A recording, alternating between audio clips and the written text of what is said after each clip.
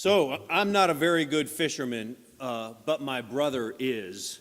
My brother is a fly fishing guide in Chile, and he's done this for 20 years. This was his vision of what he wanted to be, and my mom always wanted me to talk him out of it, saying, "Get him into a real job, you know." It's like, well, let me add this up for you, Mom. He's got no debt. He's outside every day. He's doing what he loves, and he's taking care of his family. So what exactly is wrong with this picture, right? But he loves fishing, and he studied bugs so that he could be a good fly fisherman. You have to know how to match the hatch, right? And I lived in Mecca for a while of fly fishing up in Central Oregon, but all I would do was, if I went fishing, I basically just scared fish by slapping the water with the line. But I would go with my brother once in a while, and I would have these great experiences. One time I went to visit him in Kodiak, Alaska, on this little island that had giant bears, crazy big bears.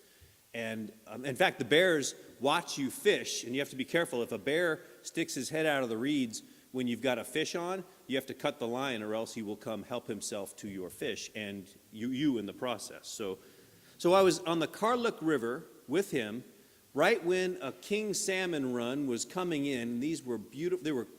They were chrome. They were so silver, just out of the ocean.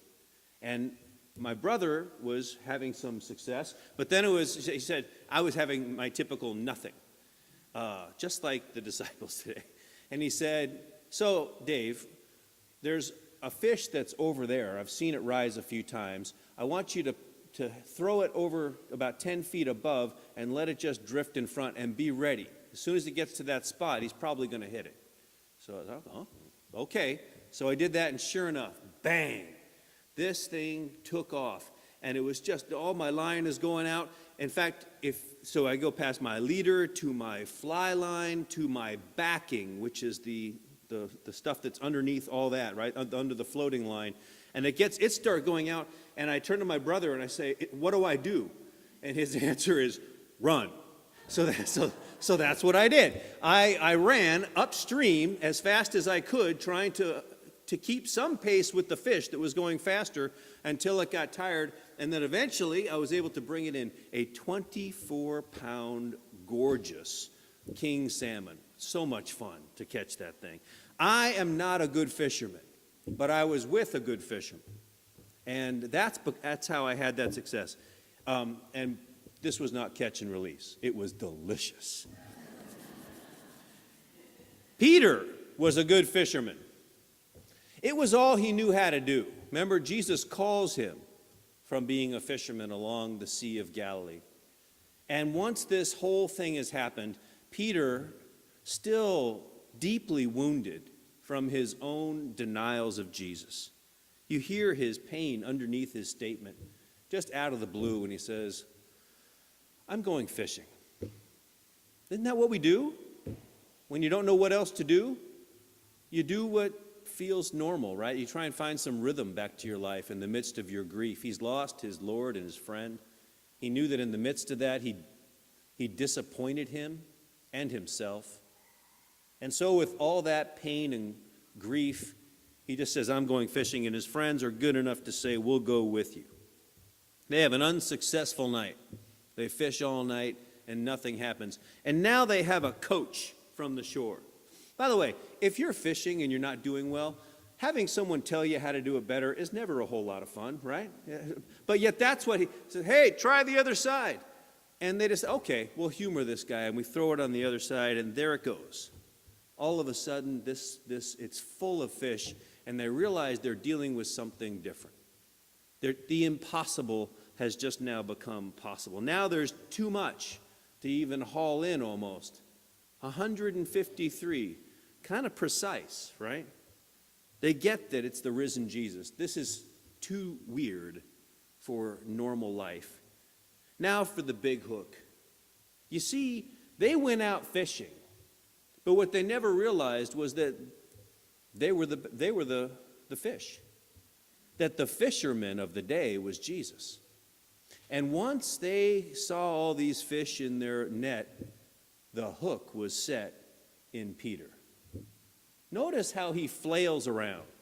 I love this story just because of the raw physical humor of it. Here's a guy naked in a boat 100 yards from shore who gets so excited about seeing that it's Jesus that he puts on his clothes and then dives in the water. While the rest of them go, okay, we'll row over the 100 yards. He's caught.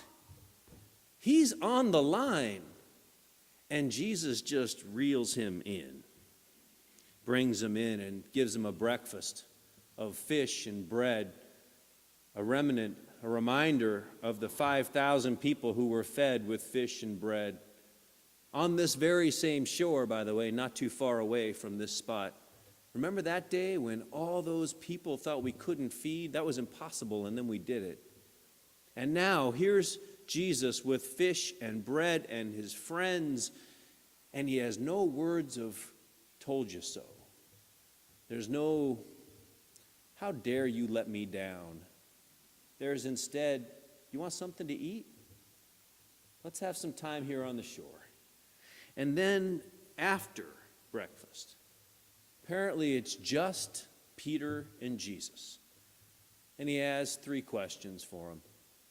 It's actually one question, just asked 3 times. 3 times, one for each denial, one for him to right his own wrong. He says, do you love me? And you hear Simon Peter saying, yes, I love you. And to the point of exasperation, on the 3rd one, he says, you know everything. What do you want from me? Of course I love you. And now the big hook is set.